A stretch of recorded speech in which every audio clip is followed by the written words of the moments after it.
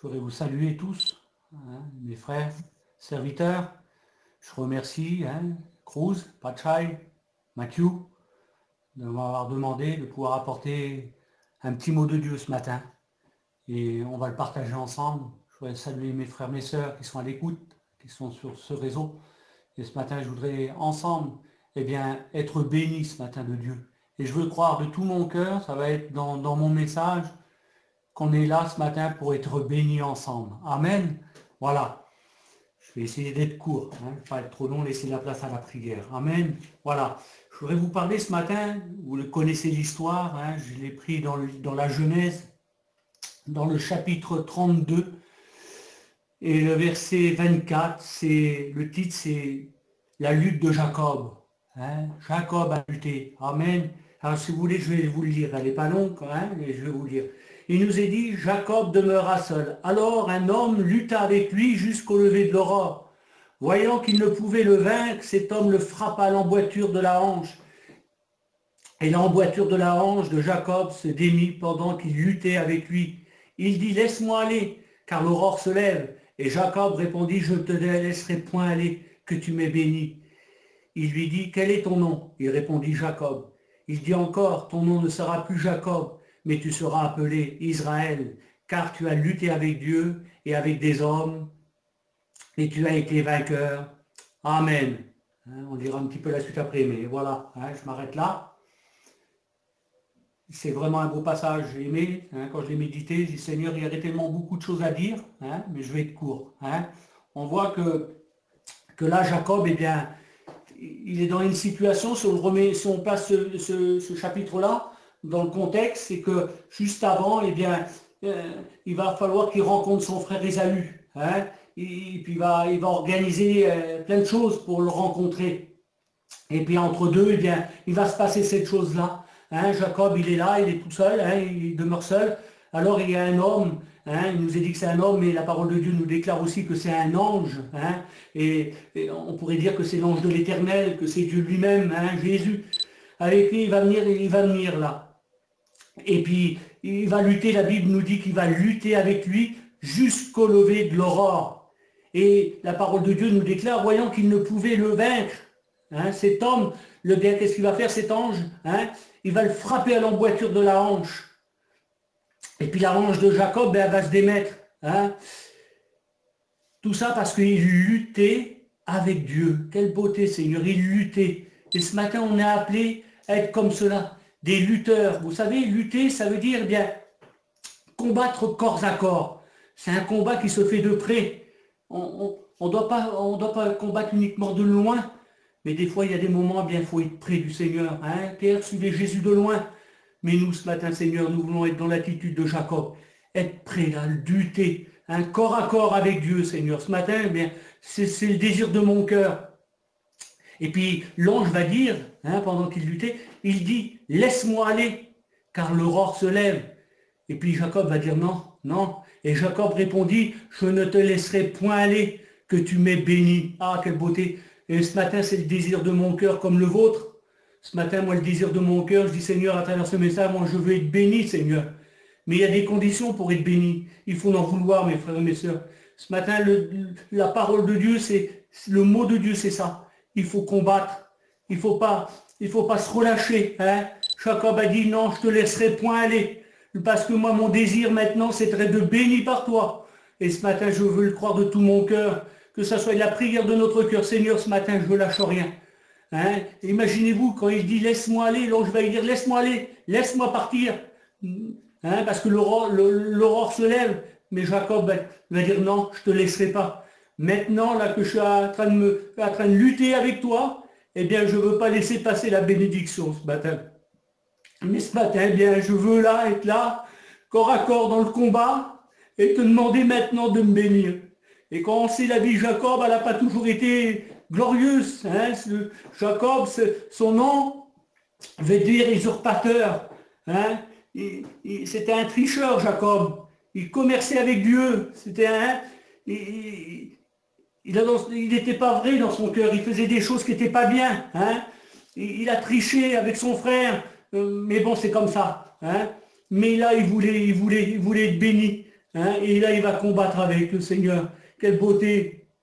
Et puis vous savez, il nous est dit, quel est ton nom? Il répondit Jacob, oui. Eh bien sache que maintenant il dit encore, ton nom ne sera plus Jacob, mais tu seras appelé Israël. Vous savez, Israël, je regardais dans mon dictionnaire biblique, il nous est dit, ça veut dire soldat de Dieu, quelle beauté. Son nom va être changé. Il va devenir Israël, le soldat de Dieu, celui qui a combattu avec Dieu. Et la Bible nous dit, parce que tu as été appelé Israël, car tu as lutté avec Dieu. Tu as lutté avec Dieu ce matin, n'ayons pas peur. Luttons, mes frères et mes sœurs, avec Dieu, mais avec des hommes. Et la Bible déclare, et tu as été vainqueur. Quelle beauté. Il a été vainqueur. Mais ce matin, c'est cela. Il faut qu'on s'approche tout près du Seigneur, combattre, lui demander, et puis on va le voir. Je vais aller plus loin. Jacob interrogea en disant, fais-moi, je te prie de connaître ton nom. Il répondit, pourquoi me demandes-tu mon nom? Et il le bénit. Il le bénit là. Ce matin, Seigneur, je voudrais te bénir là aussi, comme Jacob, Seigneur. Que chacun de nous, mes frères, mes sœurs, et bien que ce matin, nous soyons bénis de la part de Dieu. Jacob appela ce lieu le nom de Pénéel. Pénéel, car dit-il, j'ai vu Dieu face à face, et mon âme a été sauvée. Quelle beauté, quelle expérience qu'il a fait là. Hein? Et, Jacob, et vous savez, Jacob, lui, qui avait peur de son frère, hein, de le rencontrer, il avait une peur, il avait une crainte dans son cœur. C'est écrit, hein, Jacob, juste dans le chapitre 32 toujours, et au verset 7, il nous est dit, Jacob fut très effrayé et saisi d'angoisse, parce qu'il croyait que son frère allait lui faire du mal. Mais vous savez, dans la parole du Seigneur, il y a un verset qui nous est parlé dans Proverbe 16, et verset 7, il dit, quand l'Éternel approuve les voies d'un homme, il dispose favorablement à son égard même ses ennemis. Celui qui voulait tuer son frère, qui voulait tuer Jacob, hein, parce que il y avait un conflit entre eux deux, mais le Seigneur avait disposé le cœur des élus. Dieu avait travaillé dans son cœur. Oui, quand Dieu et l'Éternel approuvent les voies d'un homme, il dispose favorablement à son égard même ses ennemis. Et quelle beauté, Seigneur. Ça a été une réconciliation, ils ont été bénis tous les deux. Amen. Je bénis Dieu. Mais vous savez, pour revenir, que Jacob a lutté avec Dieu, il a été vainqueur. Il n'a rien laissé, il n'a pas voulu, il a rien laissé. Hein, il a combattu jusqu'au bout. Et parce que par sa persévérance, il a obtenu la bénédiction. Amen. Et je voudrais pour être long, 7 minutes, je continue encore un peu. Je vais prendre dans Matthieu 15.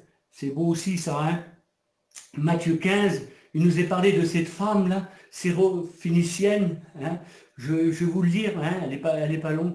Il nous est dit dans Matthieu 15, verset 21, Jésus étant parti de là, se retira dans le territoire de Tyr et de Sidon. Et voici une femme cananéenne qui venait de ces contrées. Elle va crier à Jésus, parce qu'elle a un besoin, cette femme-là. Dans son foyer, dans sa maison, elle est veuve, et puis elle a un problème. Et ce problème, c'est sa petite fille. Cette petite fille-là, bien, elle est tourmentée par un démon, nous dit la parole de Dieu. Et ce matin, je ne voudrais pas dire qu'il y a des démons, comprenez bien, c'est pas ça. Mais des fois, il y a des problèmes. Il y a tellement de problèmes, des fois, dans les foyers, à cause des fois des enfants, des fois le mari, la famille. Hein, vous voyez, et elle a un problème. Puis elle va entendre parler de Jésus. Hein, et elle va venir.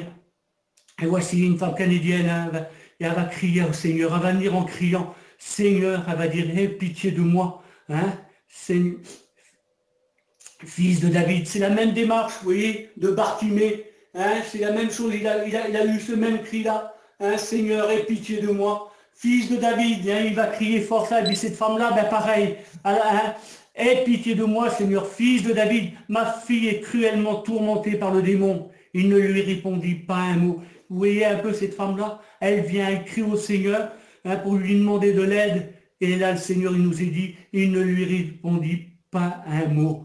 Mais comme je disais, Jacob a lutté. Et bien cette femme-là, mes frères, mes sœurs, elle va lutter aussi dans la prière, dans sa démarche, dans sa foi, Seigneur, hein, dans sa persévérance. Il lui dit, il ne répondit pas un mot. Puis des fois, ça nous arrive, des fois, on croit que le Seigneur ne nous parle plus. Des fois, on n'entend plus la voix de Dieu nous parler. Mais Seigneur, des fois, bien, il nous éprouve. Des fois, il va tester notre foi. Hein. Je parle avec mes mots, hein, limité dans mon langage, mais je voudrais laisser l'Esprit de Dieu ce matin agir. Il ne lui répondit pas un mot.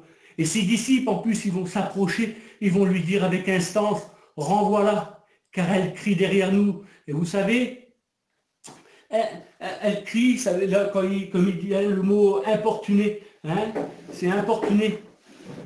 Eh bien, ça veut dire que ben, des fois, quand importuné, c'est fatigué. C'est dire, ah ben, elle me fatigue de toujours demander, de toujours faire ci, faire ça. Hein, il y en a des fois, ben, ils vont se fatiguer. Mais là, cette femme-là, bien, elle va persévérer. Hein, et quand elle va venir au pied du Seigneur, hein, les disciples vont s'approcher, ils vont dire, avec instance, mais renvoie-la, car elle crie derrière nous, elle nous fatigue à crier comme ça. Et il lui répondit, vous voyez, regardez les réprimandes des disciples, et puis Jésus qui ne lui répond pas. Et là, il nous est dit, il répondit, Jésus, il va y répondre. Je n'ai pas été envoyé qu'aux brebis, que j'ai été envoyé qu'aux brebis perdues de la maison d'Israël. Ça veut dire, bien, tu n'as pas droit, toi. Tu ne fais pas partir d'Israël. Tu es une étrangère. Alors, ce n'est pas pour toi que je suis venu. Hein, mais il va dire, il répondit, je n'ai été envoyé qu'aux brebis perdues de la maison d'Israël. Mais elle vint, regardez, elle était derrière, elle suivait Jésus derrière avec les disciples.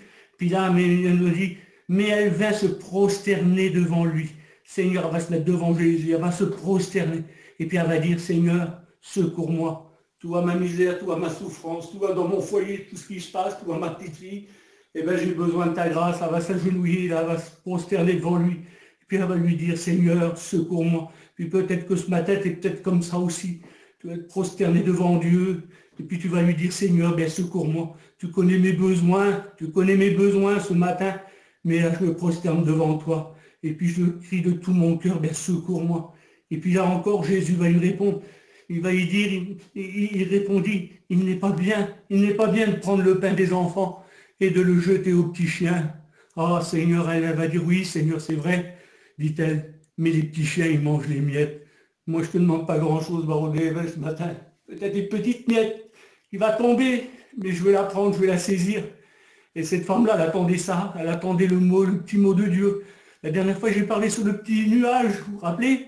Et là, ben, écoutez, voir juste quelques miettes.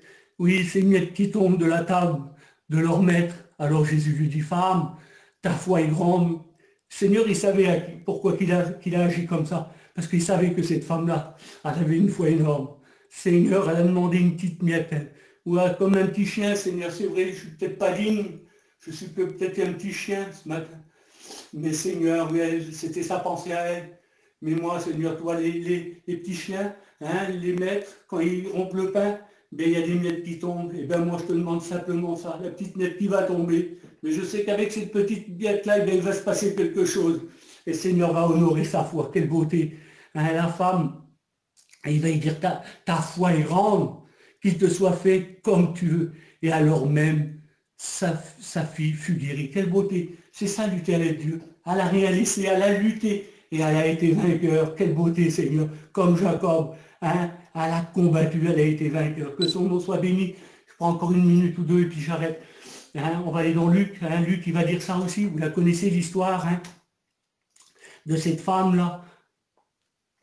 Et il dit, Jésus adressa une parabole 18 pour montrer qu'il faut toujours prier, ne point se relâcher. C'est ce que le Seigneur veut ce matin, qu'on ne se relâche pas, mais qu'il faut toujours prier. Il dit, il y avait dans une ville un juge qui ne craignait point Dieu. Il n'avait aucun respect pour Dieu. Alors il n'avait d'égard pour personne. Et dans cette ville-là, il y avait une veuve, et qui venait lui dire, ben, fais-moi justice de ma partie adverse. Et pendant longtemps, il nous a dit, pendant longtemps, cette femme, elle est venue, cette petite veuve-là. Et à chaque fois, eh bien, il lui disait non. Pendant longtemps, il refusa. Mais ensuite, il dit en lui-même, bien comme elle me fatigue à toujours venir me voir, hein, on voit que c'est une lutteuse aussi. Hein, elle ne veut rien lâcher, Seigneur. Hein, elle a été quelquefois le voir, hein, et c'était toujours non. Mais elle va persévérer, elle va lutter. Elle va lutter. Et pourtant, cet homme-là, c'est un juge qui est méchant, qui est inique. Hein, il a de respect pour personne, il n'a aucune crainte de Dieu. Et pendant longtemps, il refusa. Mais ensuite, il dit en lui-même, quoique je ne crains point Dieu et que je n'ai d'égard pour personne, néanmoins, parce que cette veuve m'importune, hein, elle me fatigue, toujours venir me voir pour me demander, eh bien, il va lui dire, eh bien, je vais lui faire justice. Hein, ce qu'elle me réclame, eh bien, je vais le faire. Afin qu'elle ne vienne plus sans cesse me rompre la tête, me casser la tête. Hein, comme ça, je la verrai plus, elle ne viendra plus avec me faire cette demande. Et le Seigneur ajouta, hein, Jésus il va dire, entendez ce que dit le juge unique, si un homme méchant comme lui est capable eh bien, d'écouter, de faire hein, ce qu'elle lui a demandé, et Dieu, comme il dit, ne fera-t-il pas justice à ses élus? Nous sommes ses élus, nous ne sommes pas des étrangers ce matin. Nous sommes des fils et des filles de Dieu, alléluia, qu'à lui soit toute la gloire.